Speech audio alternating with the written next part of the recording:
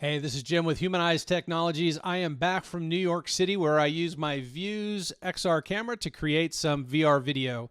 And in particular, I made MultiLapse video, which is basically a time lapse, but the way that we shoot it, you can actually output it in multiple formats after it's been captured.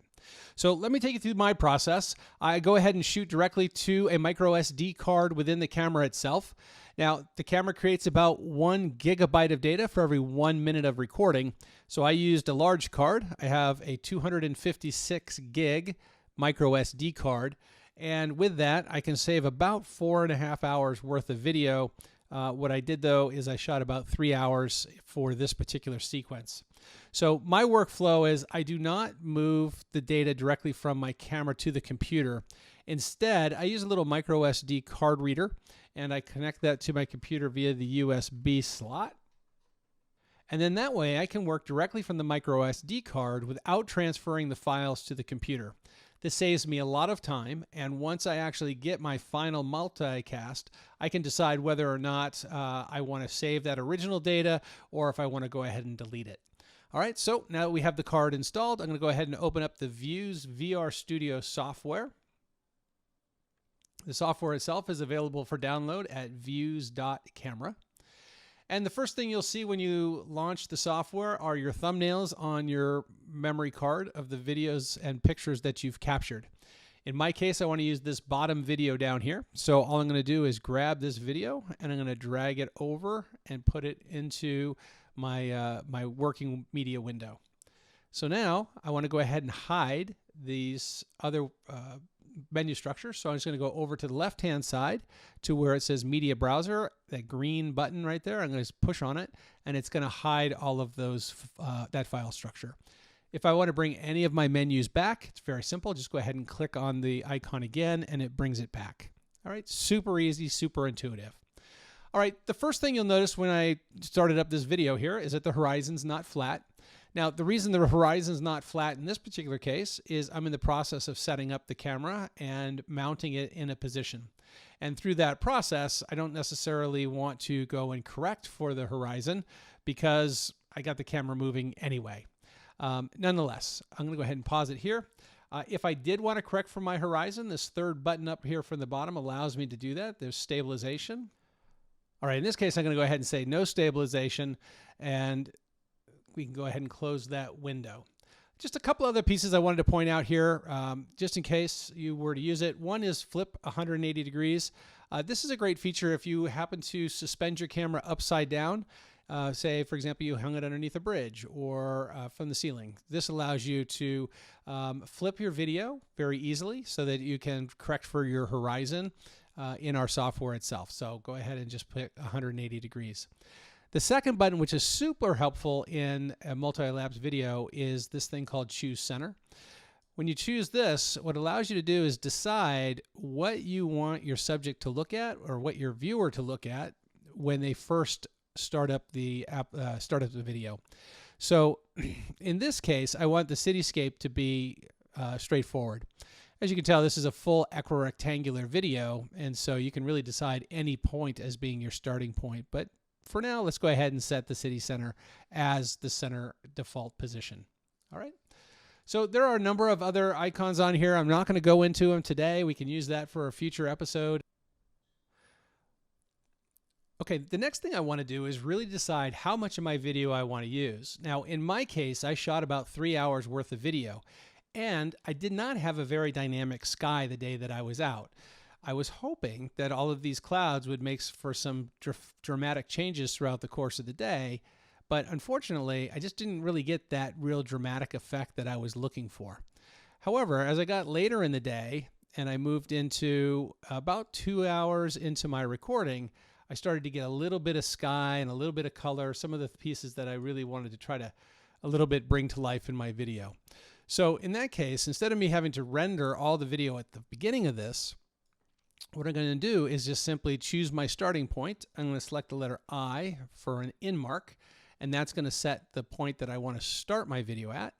And then I can drag my scrub bar all the way to the end of the video, and I can decide at what point I want my video to end. And once I decide my endpoint, I'm going to just simply hit the letter O as out. And now basically I've cropped my video from the starting segment to the ending segment. Now, if you look down here over in the left-hand corner, you'll see that of this 3 hour and 3 minute video, what we're really rendering out, or what we're showing, is 52 minutes and 48 seconds worth of video. All right. So now let's go ahead and make 3 different playback speeds of that. The first thing I'm going to do is go ahead and choose the speed icon here, which is the second one up from the bottom. And then from here, I want to go ahead and speed up the time. So let's just say I wanted to play this back at 150x. Now, when I choose 150x, you'll see that the duration of this video is 1 minute and 13 seconds. Right? Now, it's not trying to render the entire video, but just the in to out mark that I have set. So let's go ahead and push render. And when I go to render, I'm going to go ahead and keep my maximum settings. I'm going to still render at H.264 video for this. However, there is one change that I am going to make, which is I'm going to change my bit rate, and I'm going to bring my bit rate up from 60 megabits per second to 120 megabits per second.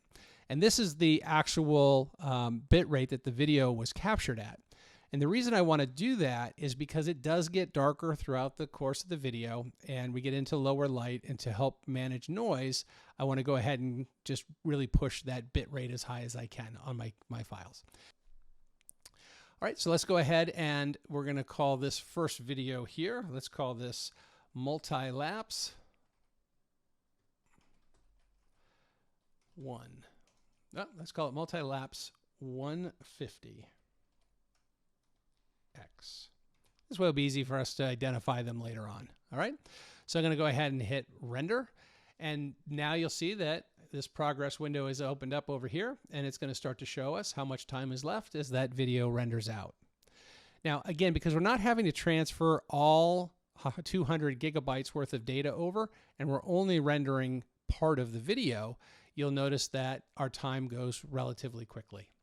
All right, so let's go back to our video. So I'm going to go ahead and just press this icon here on the left and hide that folder. I'm going to go back into the time sequence, and I want to go now to, let's just go to, I don't know, 300x. All right, so now it's going to be a 36-second video, and let's go ahead and hit render, and we're going to call this MultiLapse. And we'll call this 300x. All right. And now the third video that I want to make is I'm going to go ahead and move the speed up. Let's go a little bit on the crazy side. Let's go to 900x, which is going to be a 12-second video. I'm going to hit render now, and we're going to go MultiLapse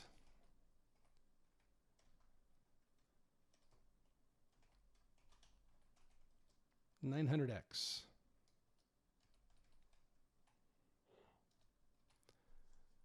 All right, we're going to go ahead and hit render. All right, now we can go back and check the progress of all of our videos by pushing the progress monitor. Okay, now with our videos complete, we can go ahead and close the Vuze Studio software.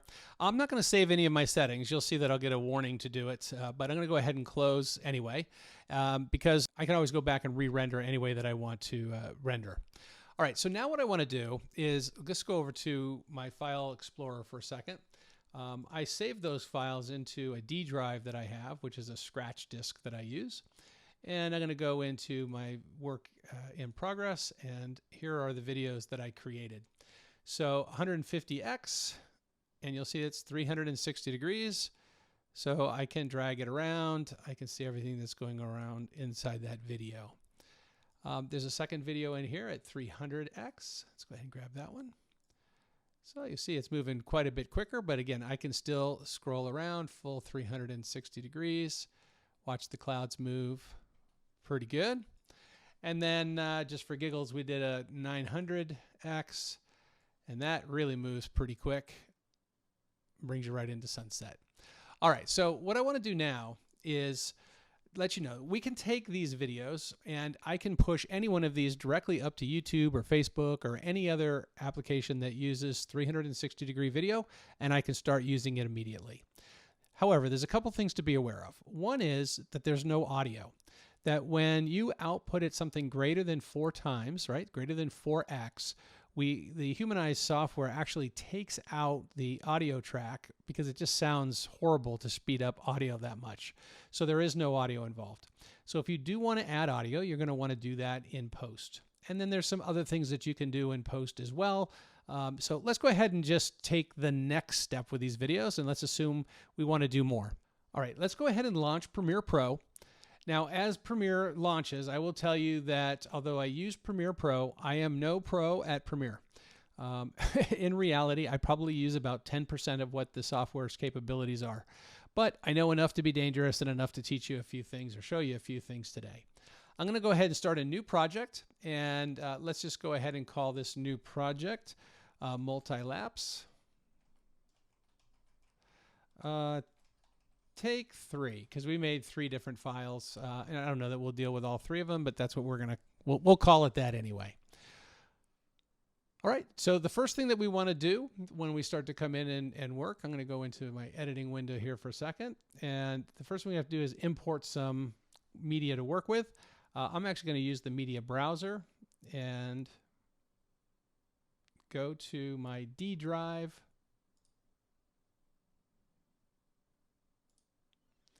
In the video work in progress, New York skyline, and there's my videos. And for demonstration purpose, let's just go ahead and pull the 300x video in. And there we have it. So now we've got, in fact, I can increase the timeline here a little bit. Now we have our 300x video, and what we're viewing right now is in what's called an equirectangular format. If you do want to see what this is going to look like in a 360 player, you can push this little icon that's down here called Toggle VR Video. If for some reason this little icon is not on your in your timeline there, or if this little icon is not in your toolbar, you can hit this little plus that's over here on the side, and then you can choose the icon and pull it down into the toolbar down here. And when you start to use this, you click on it, and what it's going to do is going to show your video in a 360 window. So this way I can drag it around and I can see what's happening to my video while it's playing back in 360 in Premiere Pro. All right. But for right now, I'm going to go back to the full equirectangular video. And let's go ahead and pull in an audio track. So I'm going to just go back to my media browser. All right, so the file that I want to use is this audio file called Amatri. So I'm going to go ahead and drag it on.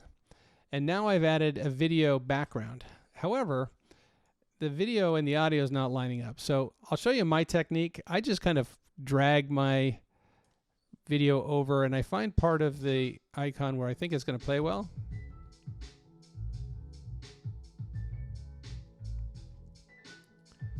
Let's just say that's what I want to use. Again, go ahead and leave in comments and tell me all of the ways I'm doing this wrong, but then I just simply trim my audio track on both sides, delete the parts that I don't need, and then delete the ripple. And now I have my audio and video lined up the way that I want it to be. Okay, so from here, let's go ahead and say that I want to output this video as my final video. So I'm going to simply hit File, Export. I'm going to export media. And then on the settings here, I like to use H.264.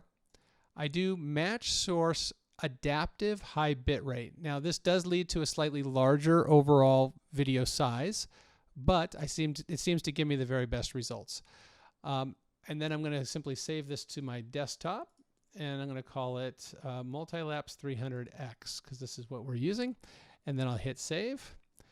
The only other thing you really have to pay attention to when you output here is you want to make sure that this icon here is, this line is selected, which is VR video. We are outputting it as monoscopic, 360 degree, 180 vertical video. When we hit export, we're going to apply all of those settings to the file that we output. And this way, when you upload that video to YouTube or Facebook or other platforms, it recognizes that it is a VR video and that it will play back, and you can drag it around in the full 360 and take advantage of all of those settings. Okay? All right, that's it. So we have now finished that file, complete now with audio. If I go ahead and hide this window, got it here on the desktop, I can open it up. And here's my 360 video together with the audio that I embedded on it. But let's go ahead and take video now to another level. Let's go back to the same file that we were working on. So I'm not going to change anything within the file itself. What I'm going to do is I'm going to start to show you how we can apply some other settings to it. So the first thing that I want to do is I'm going to go to my effects, and instead of making this video a 360-degree video that you can interact with, I'm going to turn it into a multi-lapse 2D video that you can post to YouTube or Facebook or Instagram into your stories feed, and it will play back as a 2D video with some animation associated with it. So what I'm going to do is come over to my effects tab, and I'm going to simply search for VR. And you'll see that there's a whole bunch of plugins that show up for VR, and this is how you're going to optimize your video if you're going to put in titles, or you're going to do transitions or gradients, all that type of stuff. But the ones that I really want to pay attention to are some additional plugins that I added called GoPro VR Reframe. Now, what this allows me to do, if I'm going to just drag this over, I'm going to put it onto my video line, and you'll see that I no longer have an equirectangular image, but rather I have the kind of a framed image on the screen. Okay, so the first thing I want to do here is go over to the first frames of the video, and I am going to adjust things like the field of view. So I'm going to actually zoom in on this video a little bit. And then I'm going to add yaw. Now, what yaw is basically looking left and right. And I say basically because it also depends a little bit on your camera position. But we're going to just pan over this way a little bit. And then I'm going to go into the pitch. Now, pitch is my up and down, but you got to remember, I've now moved my horizon. So I not only have to pitch my video, I also have to roll my video in order to get a flat horizon. Okay? So it's a little bit that you play with it, you'll figure it out, but for now, let's just go ahead and say, hey, I want to start with that type of a crop right there. And so because I don't want to stay at those settings for the entire video, I'm going to click the little stopwatch here that it's the beginning of each of these. And what that's going to do is it adds a keyframe with those settings at that first frame of the video. All right? So now what I'm going to do is I'm going to go ahead and let this play, or let's just drag it over here to the end. And I want to go to the very last frame of the video.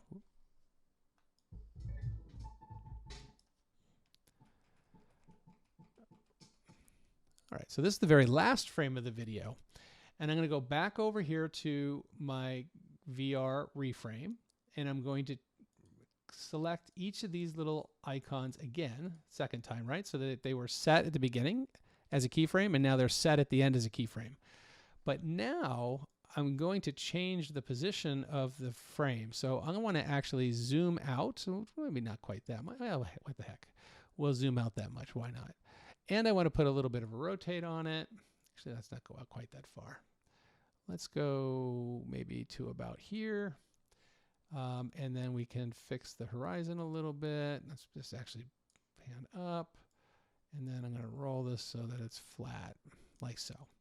All right, so pretty dramatic difference, but the reason I'm doing it so dramatic is so that you can see as this video plays back, now we not only do a multi-lapse where we've captured the frame, but we've actually also added some motion to it as well.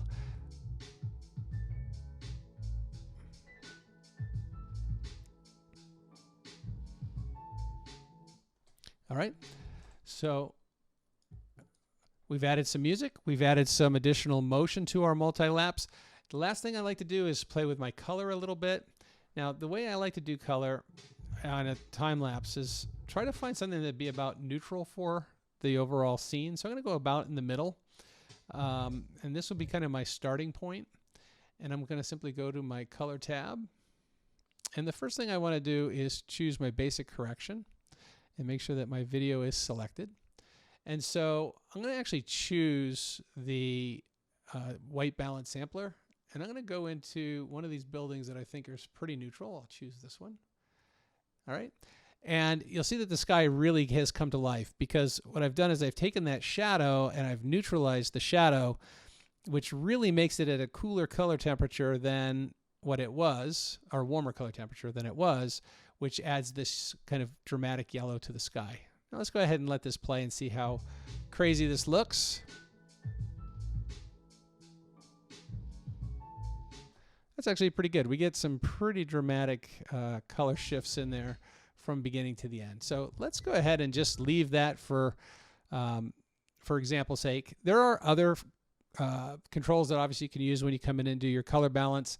A couple of them that I like to use sometimes, very sparingly of course.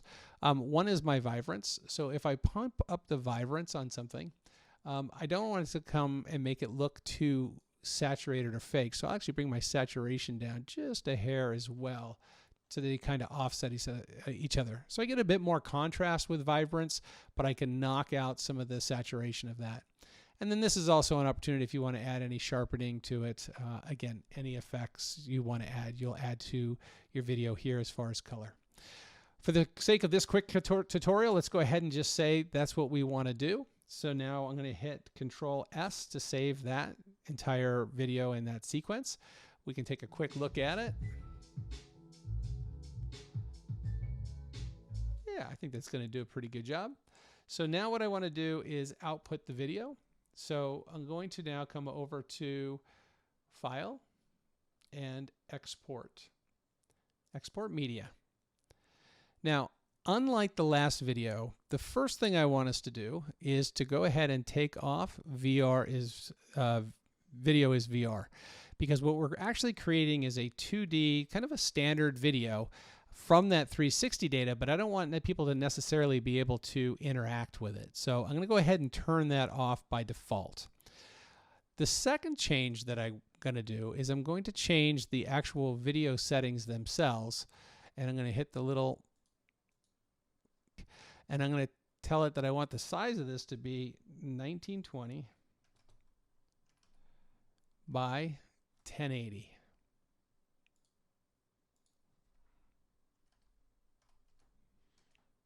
Okay, so I've output my video settings to be a standard HD video file at 1920 by 1080 resolution. But now, in order for this to play back the way that I want it to, I'm going to crop the video as well. So I'm going to come up here to the top left corner, and I'm going to crop the output video. And in my case, I'm going to crop it to a 16 by 9 aspect ratio, which is that HD file format.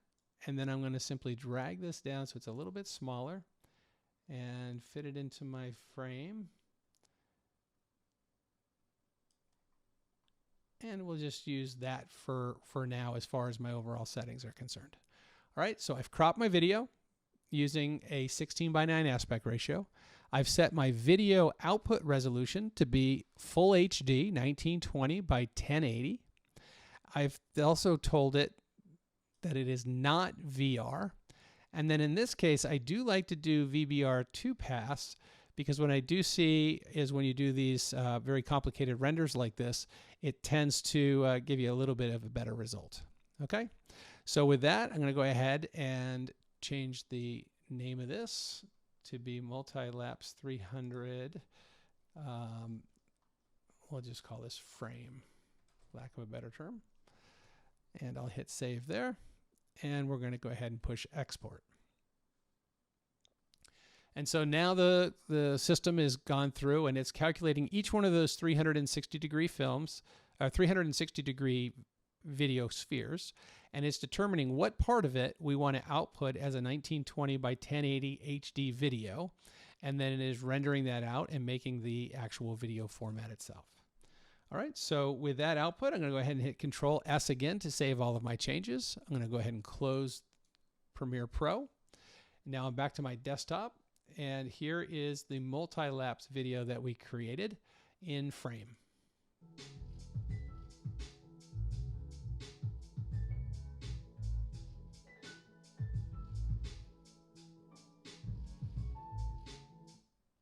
All right. So super easy to do. I know there's a little bit of work as it relates to working with Premiere Pro. Happy to answer additional questions that you may have. My name is Jim Malcolm with Humanize Technologies. I was using the Vuze XR to create this content, used the Vuze VR Studio to render the actual multi-lapse itself, and then Premiere Pro to finish it off. Go ahead and leave your comments down below. If you haven't already done so, make sure you push subscribe, click the little bell down there, and you'll be notified whenever new content's available. I'd love to hear from you what you'd like me to talk about next. With that, get out there and create some amazing multi-lapse videos with your Vuze XR.